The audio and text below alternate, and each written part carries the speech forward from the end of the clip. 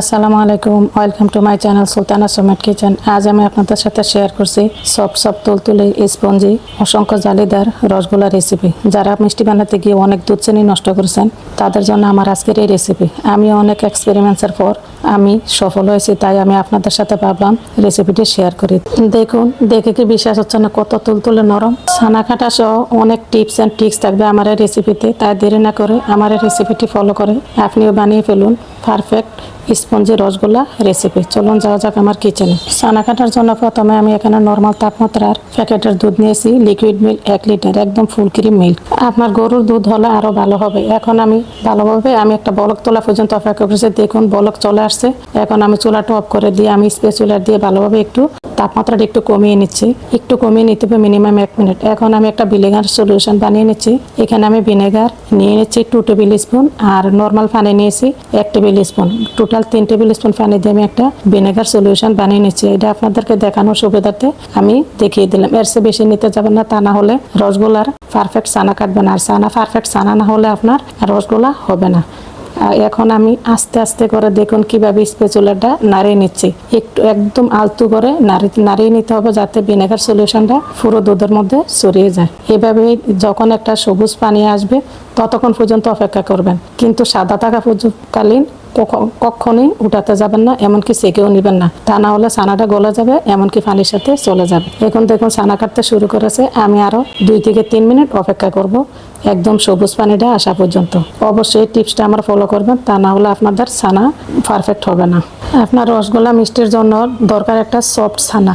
আমি যতটুকু vinegar solution দিয়েছি এর চেয়ে বেশি দিতে যাবেন না, তা না হলে আপনাদের ছানাগুলো হার্ড হয়ে যাবে। এখন আমি স্ট্রেন করে নিচ্ছি ছানাগুলো। দেখুন সবুজ পানি চলে আসছে। এরকম একটা ছোট ছিদ্রযুক্ত জালে নিতে হবে, নিচে একটা পাতিলের উপর বসিয়ে সুতি মার্কিন কাপড় দিয়ে অবশ্যই সেঁকে নিতে হবে, তা না হলে আমাদের ছানাগুলা চলে যাবে পানির সাথে। এখন আমি নর্মাল পানি দিয়ে ভালোভাবে স্ট্রেন করে নিচ্ছি। আমি এখানে এতটুকু না, আমি ট্যাপের নিচে পর্যাপ্ত পরিমাণে ভালোভাবে আস্তে আস্তে আলতু হাতে ধুয়ে নিতে হবে।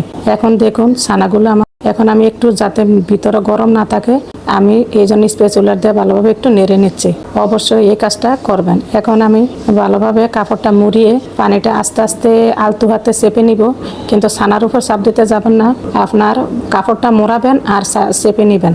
আপনার পানি থাকতে যত দ্রুত সম্ভব চেপে নেবেন, তা না হলে পানিটা ছানার মধ্যে অ্যাবজর্ব হয়ে যাবে। আপনারা অবশ্যই এই টিপসটা ফলো করবেন। আপনি দেখুন ছানা নিচে আছে, আমি উপরে কাপড়ের মধ্যে চেপে নিচ্ছি। এইভাবে আমি রেস্টে রেখে দিব। আমার বাড়ি একটা হামার দিয়ে, আপনাদের কাছে যা থাকে বাড়ি একটা হামানদিস্তা দিয়ে আপনারা রেস্টে রেখে দিবেন মিনিমাম 2 ঘন্টা। অবশ্যই 2 ঘন্টা রাখতে হবে। আমি যেভাবে ছানা কেটেছি এই ছানাটা আপনার 5 ঘন্টা রাখলেও শক্ত হবে না। এখন আমি দেখুন 2 ঘন্টা পরে ছানার অবস্থা। কখনোই সফট ছানা তাড়াতাড়ি করে আধা ঘন্টা 1 ঘন্টার মধ্যে আপনারা ছানাটা দিয়ে আপনারা মিষ্টি তৈরি করবে না, তা না হলে আপনার গরম পানিতে দিতে দেরি আপনার মিষ্টিগুলো গলে যাবে। এখন আমি দেখুন আলুর ভর্তা যেভাবে আমরা মেখে নিই ঠিক সেভাবে আমি ছানাগুলো মেখে নিচ্ছি। আমাদের এত বেশি মেখে নিতে হবে না। আমাদের ছানাগুলো দেখুন আমার সফট ছানা। দেখুন এভাবে আলুর ভর্তা। এখন আমি হাতের এই তালু দিয়ে আমি কিভাবে একটু একটু করে আমি ভালোভাবে একটু ময়ান দিয়ে নিচ্ছি। অবশ্যই এই টিপসটা ফলো করবেন। আমি তো পুরোপুরি দেখাতে পারি না, এই জন্য আমি দেখিয়ে দিচ্ছি যতটুকু সম্ভব। এইভাবে আমি ভালোভাবে আমি ছানাটা মেখে নিয়েছি। দেখুন ছানাটা কত সফট হয়েছে, একদম মিহি একটা ছানা হয়েছে। আমি আজকে কোনো ময়দা কোনো চিনি কিছুই দিব না, জাস্ট আমি ছানাটা দিয়ে মিষ্টি তৈরি করে নেব। এখন আমি মেজারমেন্টের একটা টেবিল চামচ দিয়ে আমি ভালোভাবে আমি মেপে নিচ্ছি। আপনাদের দেখানোর সুবিধার্থে আপনারা ছোট বড় যেমনই হোক করে নিতে পারবেন। তবে 1 লিটার দুধ দিয়ে সর্বোচ্চ 10টা মিষ্টি হবে, এর চেয়ে বেশি করতে যাবেন না, তা না হলে আপনার মিষ্টির শেপটা সুন্দর হবে না। এখন আমি হাতের তালুতে রেখে দেখুন কিভাবে শেপ দিয়ে নিচ্ছি। কত দেখেন পারফেক্ট হয়েছে, একদম কোনো ক্র্যাক নাই, গায়ে কোনো কিছু নাই। দেখুন আপনারা কোনো কিছুতে আটা ময়দা সুজি দিতে যাবেন না। এভাবে আমি হাতের তালুতে করে আমি শেপ দিয়ে নিচ্ছি। দেখুন গোল শেপ আমার এভাবে সবগুলো মিষ্টি আমি তৈরি করে নিয়েছি। মিষ্টিগুলো তৈরি করার পর অবশ্যই ভিজা কাপড় দিয়ে ডেকে রাখবেন, তা না হলে উপরের অংশ ড্রাই হয়ে যাবে। এখন আমি চুলায় একটা বড় সাইজের পাতিল নিয়েছি।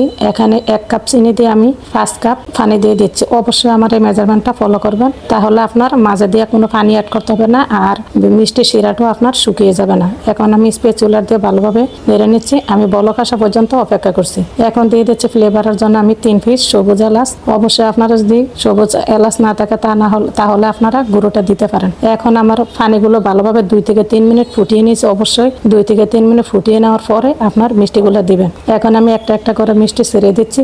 একসাথে দিতে যাবেন না, একটা একটা করে মিষ্টি ছাড়তে হবে। দেখুন একদম বলের মতো ঘুরতেছে। অবশ্যই আমার প্রতিটা টিপস ফলো করবেন। দেখুন আমার মিষ্টিগুলো কত সুন্দরভাবে সাঁতার কাটছে।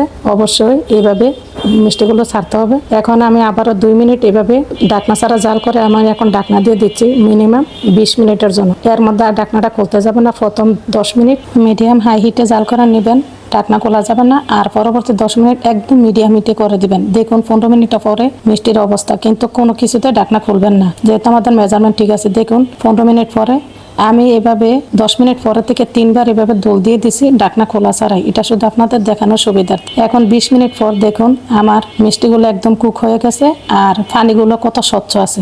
এখন আমি মিষ্টিগুলো হয়েছে কিনা দেখুন, একদম পানিতে দিতে দেরি ডুবে যাবে। এভাবে ঠান্ডা পানির মতো চেক করলে বুঝতে পারবেন। আর এইভাবে আমি এই পাতিলের মধ্যে এই শিরার মধ্যে রেখে দিব মিষ্টিগুলো ঠান্ডা হওয়া পর্যন্ত। আর ঠান্ডা হওয়ার পরে আমি এরকম একটা ট্রান্সপারেন্ট বক্সে নিয়ে নিচ্ছি। অবশ্যই পাতিল থেকে ট্রান্সফার করে নেবেন আর রেখে দেবেন মিনিমাম 7 থেকে 8 ঘন্টা নর্মালি। এইভাবে ছোট জারের মধ্যে রাখলে আপনার মিষ্টিগুলো পানির নিচে ডুবে থাকবে, তাহলে রসটা চুষে নিতে পারবে। দেখুন মাশাআল্লাহ কত স্পঞ্জি হয়েছে, কত সফট হয়েছে আর পানিগুলো কত স্বচ্ছ আছে।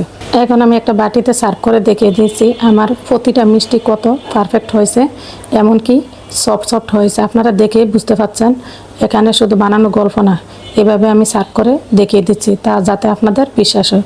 এখন আমি রসটা ঢেলে দিচ্ছি। দেখুন পানিটা কত স্বচ্ছ আছে, একদম বাজার থেকে কেনার মতো, একদম দোকানের মিষ্টির থেকেও বেটার হয়েছে আমার এই রসগোল্লাগুলো। তৈরি হয়ে গেল আমার গোল গোল রসগোল্লা। আমার এই রেসিপিটি কেমন হয়েছে অবশ্যই কমেন্ট করে জানাবেন। আর ভালো লাগলে অবশ্যই লাইক কমেন্ট শেয়ার করে দিবেন। আর বেশি ভালো লাগলে বাসায় একবার হলো ট্রাই করে নেবেন। আর নতুন নতুন রেসিপিতে আমার চ্যানেলটা অবশ্যই সাবস্ক্রাইব করে ফলো দিয়ে সাথেই থাকবেন। এমনকি আমার ফেসবুক পেজটি ফলো দিয়ে সাথেই থাকবেন। আমি এখন একটা মিষ্টি কেটে দেখিয়ে দিচ্ছি। দেখুন আমার মিষ্টির ভিতরটা কত জালিদার হয়েছে, একদম রসে টইটম্বুর। দেখুন বিশ্বাস না হলে ভিতরটা কত জালিদার হয়েছে, এমনকি সফট হয়েছে। দেখুন হাতে স্প্রে আপনাদেরকে একটা টিপস দেই, যদি মনে করেন জাল করতে করতে শিরাটা একটু ঘন হয়ে গেছে, অবশ্যই পানি ফুটিয়ে ওই শিরাটার মধ্যে একটু পানি দিয়ে অ্যাড করে দিলে আপনার শিরাটা স্বচ্ছ হয়ে যাবে। আবার দেখা হবে নতুন কোনো রেসিপিতে। আল্লাহ হাফেজ।